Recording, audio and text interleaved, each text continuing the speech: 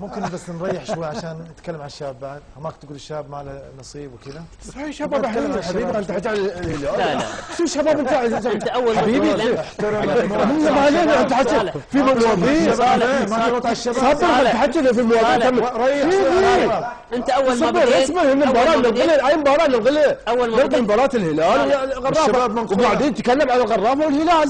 اصبر انت قبل ان ننتهي 5 دقائق بنعطيك. لا يا حبيبي الشباب مو في النهايه. الشباب متى الحين؟ الان الشباب نعم جزء من الكلام. نايمين الحين في كوريا. لا صحيح ما نتقبل الجمهور ما يسمع يا اخي. يوم حل الهلال وشباب الهلال قال خلينا نعود على الشباب في التالي. شباب تسوي الشباب التالي. قلت لك السعودي زعلانين عليك. يقول جمهور الشباب السعودي والله كلموني اليوم من النادي ومن موقعهم الرسمي قالوا احنا تفضل شنو بعد؟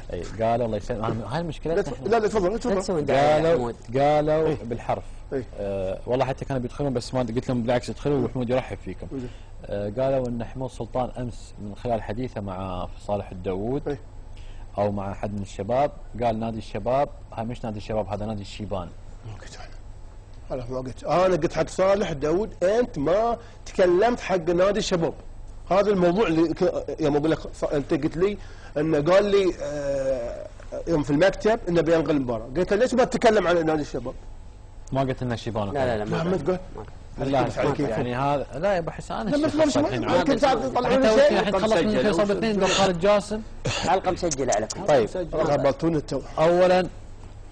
اولا جمهور نادي الشباب حمود سلطان على لسانه الان قال ما قلت ولا جبت طاري كلمه شيبان بل انا قلت لصالح الداوود لابد انك تطالب بحقوق نادي الشباب صح؟